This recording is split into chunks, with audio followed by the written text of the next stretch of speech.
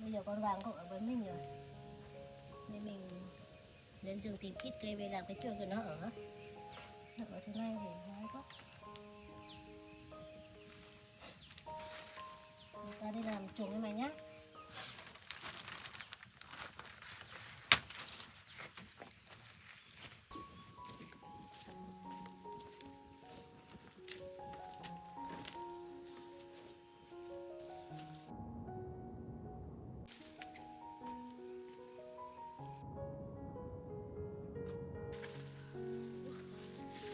Quá, sao lại có cái cây ngang người thế này?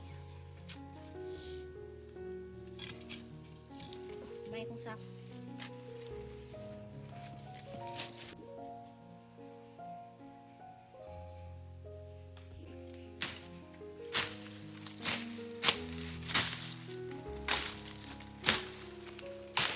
Rậm rạp quá mình phải thắt ra cho nó sáng sáng.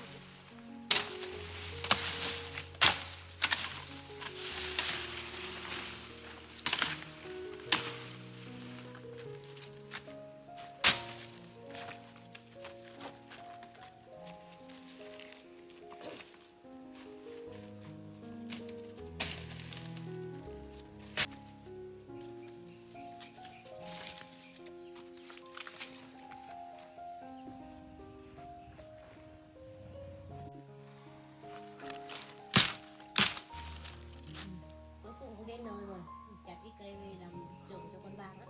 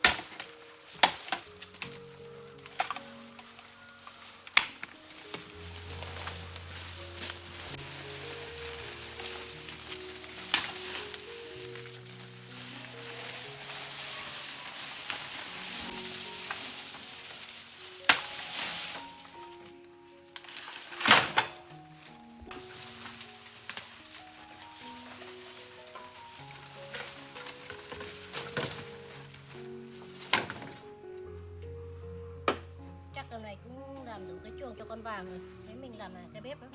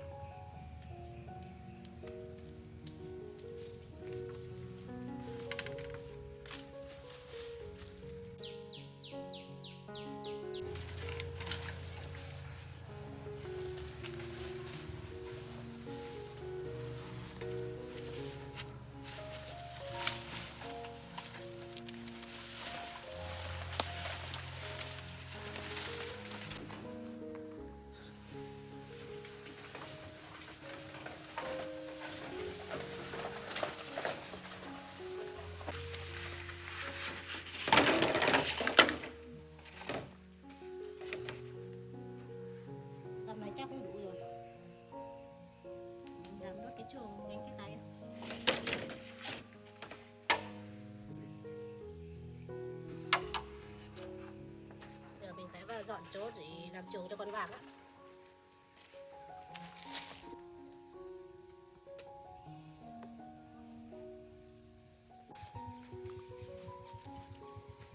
Vàng ơi ngủ ra, ta làm chuồng cho mày ngủ nhá.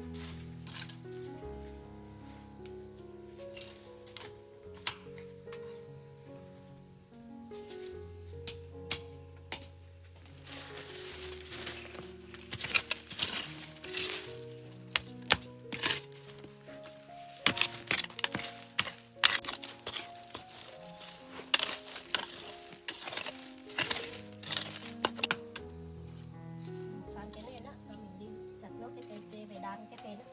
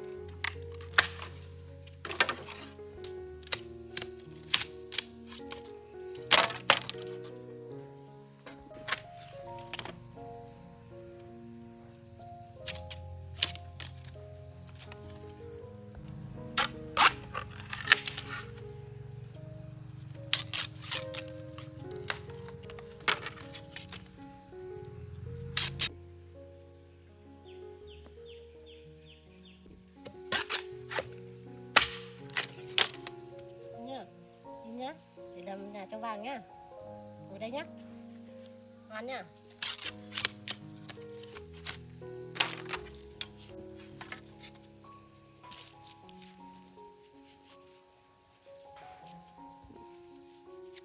Im nhá, để chị làm nhà cho nhá.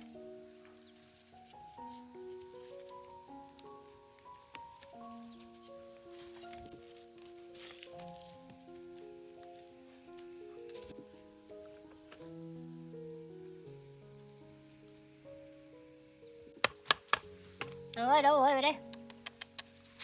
Ở đây. Ở đây, không đi đâu đâu, ở đây đó. Ở đây.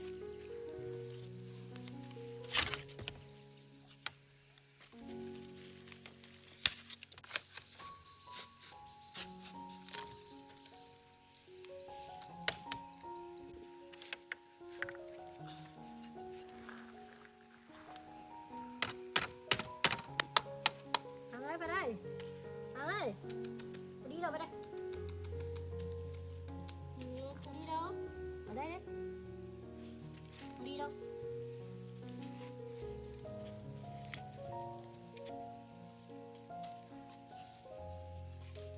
Chị sắp làm xong nhà cho rồi nhá.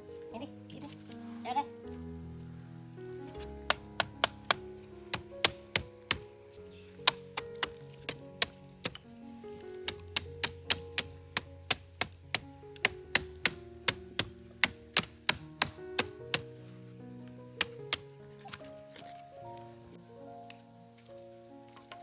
Đấy, nhà tránh nào. Chị nhá.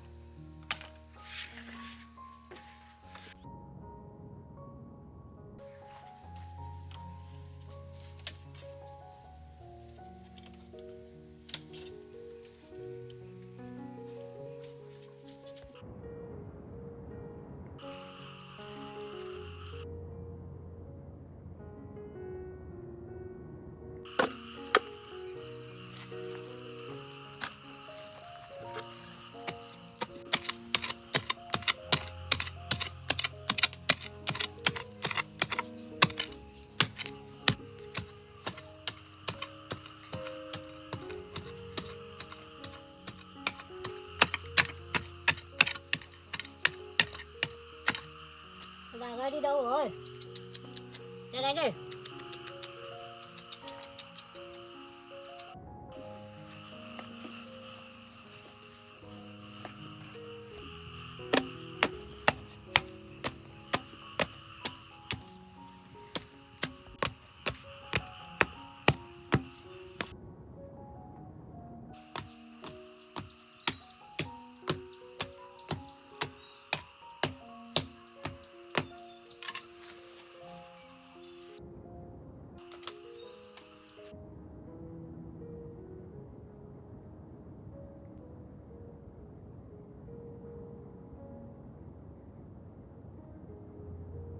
Sắc thịt.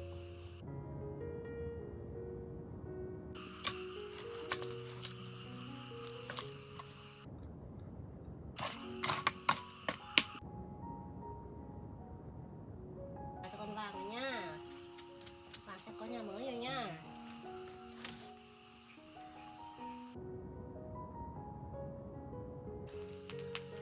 Xong.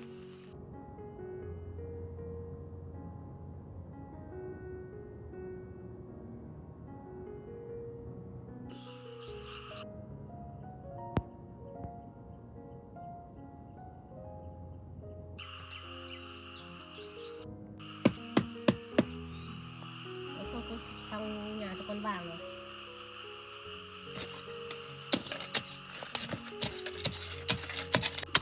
Làm nước cái này đó, xong mình đi nhặt bên chai á.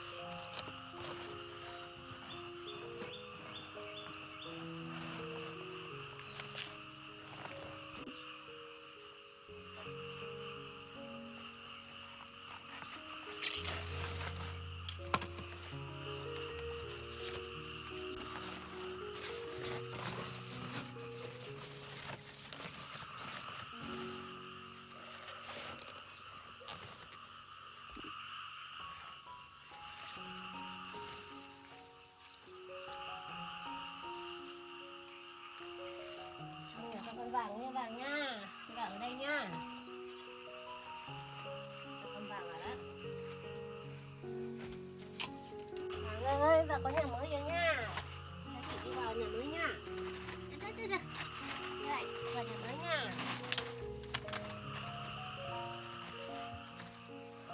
Con vàng ở đây nha. Nhà của vàng đấy nhá. Vàng ở đây. Đi, vào trong đi. Rồi, nằm xuống đi. Vàng ở đây đợi chị nhá, để chị lên rừng kiếm cái rau về nấu ăn nhá. Chị đi đây.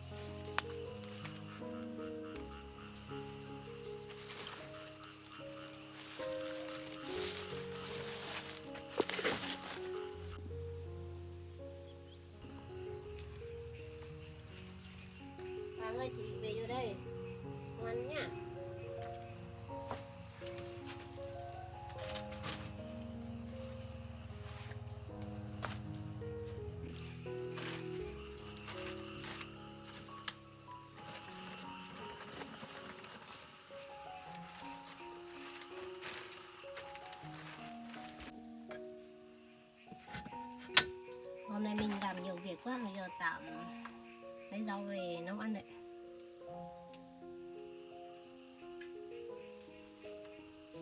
Hôm nay ăn tạm rau vậy, ngày mai mình lại đi kiếm thức ăn về cho Vàng.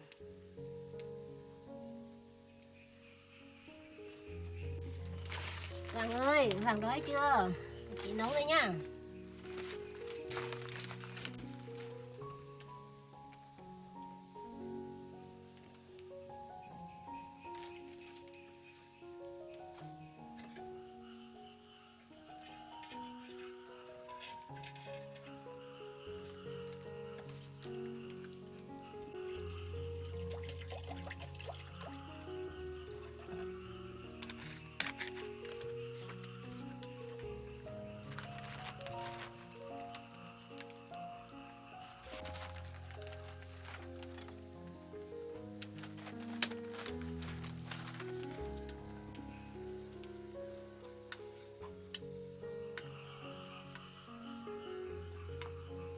Vàng ơi, đói chưa? Chị nấu chín rồi đây, để chị biết ra ăn nhá.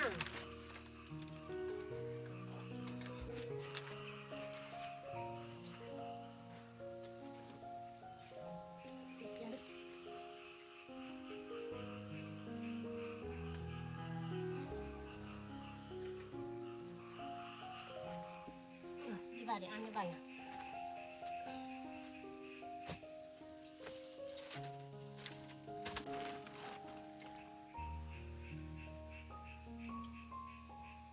Mẹ ăn giá tạm nhá.